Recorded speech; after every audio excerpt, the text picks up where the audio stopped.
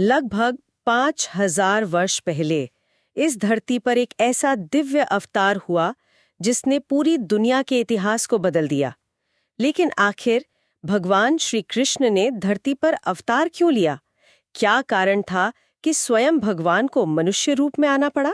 बहुत ही गहरा सवाल है ये। हाँ, तो आज की इस दिव्य कथा की गहराई में उतरते हुए हम इन्हीं रहस्यों पर से पर्दा उठाएंगे। आज की हमारी ये गहन चर्चा A.C. भक्तिवेदांत स्वामी प्रभुपाद जी की अत्यंत प्रसिद्ध पुस्तक Krishna the supreme personality of godhead के पहले अध्याय भगवान कृष्ण का अवतरण पर आधारित है। बिल्कुल। और हमारा उद्देश्य केवल एक ऐतिहासिक घटना को दोहराना नहीं है। जी बिल्कुल नहीं। बल्कि इस महान ग्रंथ में छिपे उन प्रसंगों, उस कूटनीति और उन गहरे अर्थों को समझना है जो ईश्वरीय योजना का एक अद्भुत संगम है।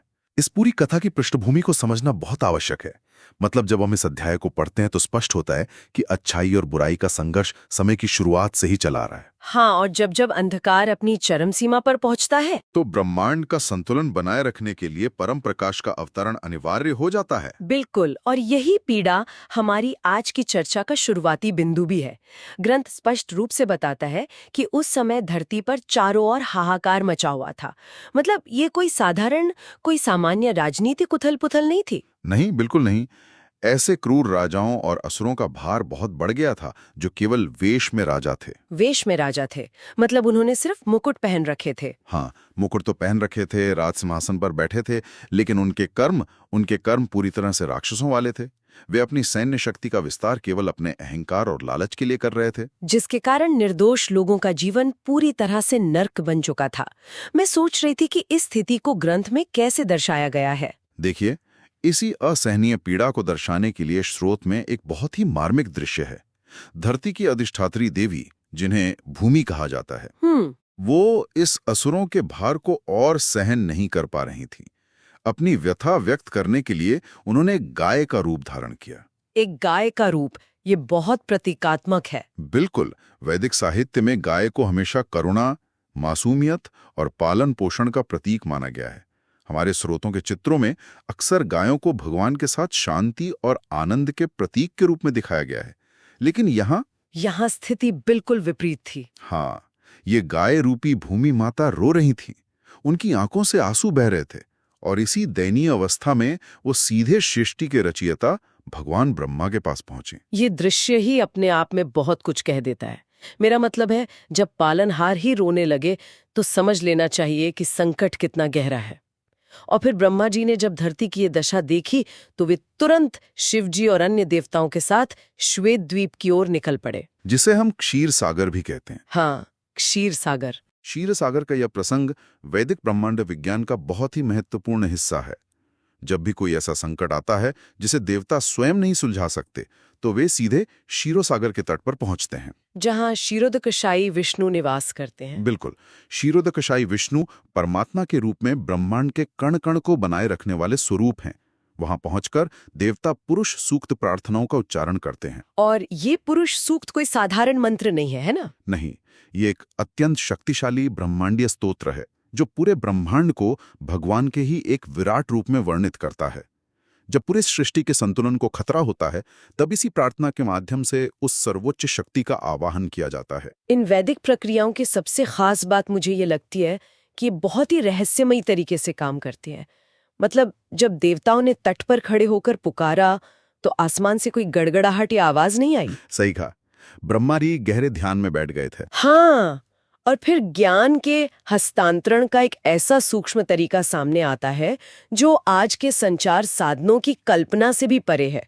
विष्णु जी का संदेश किसी ध्वनि के रूप में नहीं, बल्कि सीधे ब्रह्मा जी के हृदय में प्रेषित हुआ। ज्ञान का ये हृदय से हृदय तक का संचार ये दर्शाता है कि ईश्वर से जुड़ने के लिए बाहरी शोर की नहीं, बल्कि आंतरिक शांति की आवश्यकता होती है। और भगवान का ये ईश्वरीय संदेश जो ब्रह्मा जी को मिला, तो उन्होंने उसे अन्य देवताओं को सुनाया। हाँ, योजना बहुत ही स्पष्ट और विशाल थी। परम पुरुषोत्तम भगवान बहुत जल्द अपनी पूर्ण शक्तियों के साथ धरती पर अवतरित होने वाले थे। धर्म की पुनर्स्थापना और असुरों के विनाश के इस महान मिशन का बिगुल बज चुका था। और इस मिशन की तैयारी किसी महायुद्ध की तैयारी से कम नहीं थी।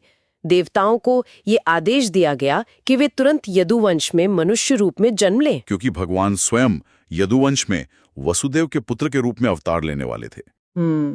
और केवल भगवान ही नहीं आ रहे थे, उनके अंश अनंत यानी शेषनाग, जो अपने फनों पर ब्रह्मांड को धारण करते हैं, उनका भी अवतरण होना तय हुआ। इसके साथ ही भगवान की अंतरंगा माया शक्ति को भी धरती पर आने का निर्देश मिला। देखा जाए तो पूरी की पूरी एक ईश्वरीय सेना पृथ्वी पर उतरने वाली थी। बिल्कुल, और इस पूरी ईश्वरीय योजना का केंद्र बिंदु था मथुरा शहर। मथुरा को हमेशा से भगवान का शाश्वत निवास माना गया है। उस समय मथुरा में यदुवंश के राजा शूरसेन का राज था।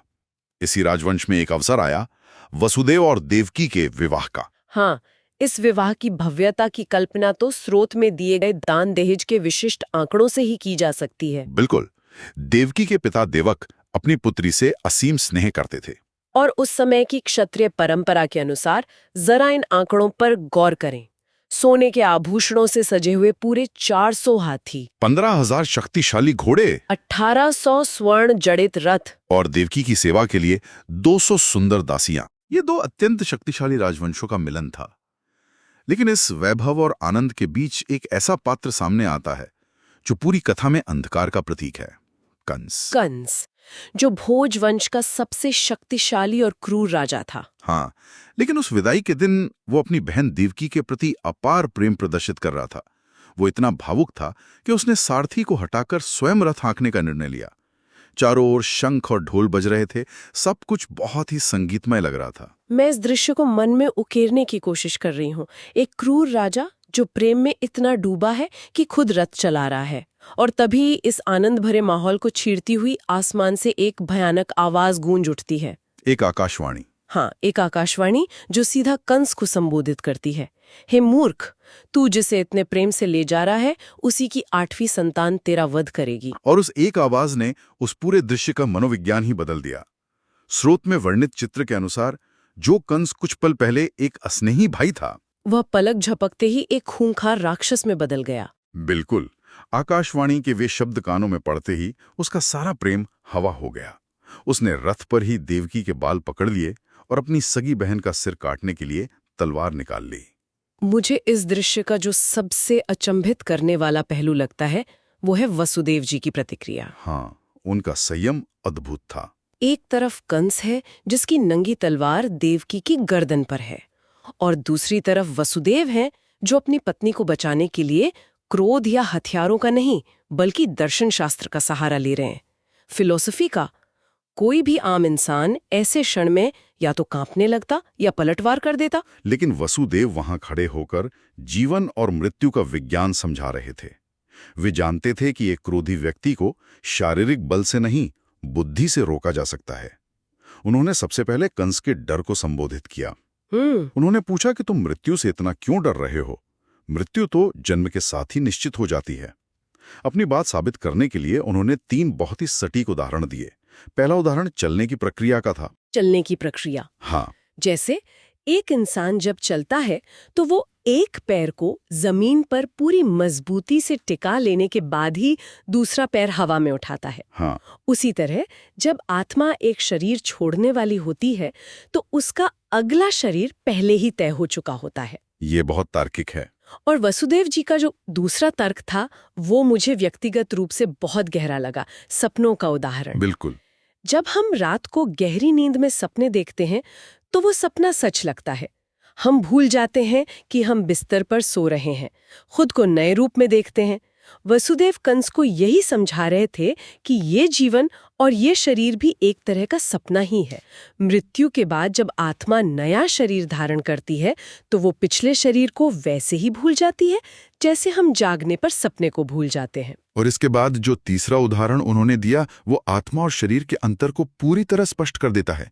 पानी, तेल या घी में चमकते चांद के प्रतिबिंब की बात। हाँ, चांद की परछाई। अगर बर्तन में भरे पानी में चांद की परछाएं दिख रही हो और पानी हिलने लगे तो हमें लगता है कि चांद हिल रहा है। हमारी आत्मा वो असली चांद है जो हमेशा स्थिर है, और शरीर वो पानी है। यानी कंस केवल हिलते हुए शरीर को देख रहा था? बिल्कुल। वसुदेव ये समझाना चाह रहे थे कि शरीर को नष्ट करने से आत्मा नष्ट नहीं होती। कोई भी तलवार उस असली चांद को नहीं काट सकती। इसलिए अपनी बहन की हत्या का पाप मत करो। अगर हम इसे व्यापक संदर्भ में देखें तो वसुदेव जी की ये बातें इतनी ज्ञानवर्धक थीं कि किसी भी समझदार इंसान को शांत कर दें। लेकिन कहानी का दुखद पहलू ये है कि कंस पर इस दर्शन का कोई असर नहीं हुआ। यही देवता और असुर की मानसिकता का मूल अंतर उजागर होता है। एक सज्जन व्यक्ति हमेशा ज्ञान ग्रहण करने के लिए तैयार रहता है, लेकिन कंस जैसा असुर किसी अच्छी बात को स्वीकार नहीं कर सकता। सत्ता के लालच ने उसे अंधा कर दिया था। हाँ, उसके लिए अपनी जान किसी भी दर्शन शास्त्र से बड़ी थी। तो जब वसुदेव जी ने भांप लिया कि यहाँ दर्शन काम नहीं आ रहा है, तो उन्होंने एक बहुत ही कूटनीतिक कदम उठाया। देवकी की जान बचाने के लिए उन्होंने कंस को एक वचन दिया, एक ऐसा वचन जिसने दिशा ही बदल दी। वसुदेव जी ने कहा, हे कंस, आकाशवाणी के अनुसार तुम्हें देवकी से तो कोई खतरा नहीं है, खतरा 8वीं संतान से है। मैं वचन देता हूँ कि देवकी की जो भी संतान जन्म लेगी मैं स्वयं लाकर तुम्हें सौंप दूंगा। एक पिता के दृष्टिकोण से ये मृत्यु दंड से कम नहीं था, लेकिन कंस जानता था कि वसुदेव अपने वचन के पक्के हैं। इसी विश्वास के कारण उसने देवकी को छोड़ दिया। समय बीता और देवकी ने अपने पहले पुत्र को जन्म दिया। और वसुदेव जी ने अपना वचन निभाया। वे शिशु को लेकर कंस के दरबार में पहुंच गए। लेकिन यहाँ कंस ने अप्रत्याशित व्यवहार किया। उसने वसुदेव की सच्चाई से प्रभावित होकर उस पहले बच्चे को यह कहकर लौटा दिया कि उसे इस बच्चे से कोई खतरा नहीं है। एक पल के लिए ऐसा लगा मानो सब कुछ शांत हो गया है, लेकिन तभी कहानी में सबसे बड़ा मोड़ आता है, देवर्षि नारद का प्रवेश। नारद जी सीधे भगवान के भक्त और लीलाओं के सूत्रधार हैं। उन्होंने आकर कंस को एक ऐसा रहस्य बताया जिसने कंस के डर को एक भयानक ज्वालामुखी में बदल दिया। नारद जी ने बताया कि यदुवंश के जितने भी प्रमुख लोग हैं वे सब देवता हैं जो मनुष्य रूप में जन्म ले चुके हैं। रुकिए, जो लोग हमें सुन रहे हैं उनके मन में एक सवाल आ सकता है। देवर्षि नारद तो भगवान के परम भक्त हैं, दयालु हैं। उन्होंने कंस को जाकर ये सब क्यों बताया? मासूम बच्चों की हत्या का कारण क्यों बने? ये विचारणीय प्रश्न है। ईश्वरीय योजना के नजरिए से समझें तो नारद जी का उद्देश्य भगवान के अवतरण की प्रक्रिया को तेज करना था। ब्रह्मांडीय न्याय का नियम है, जब तक किसी पापी के पाप का घड़ा नहीं भरता उसका विनाश नहीं होता। मतलब वे कंस के पापों को चरम सीमा तक पहुंचाना चाहते थे। बिल्कुल। यदि कंस दया दिखाता रहता तो भगवान के आने में विलंब होता।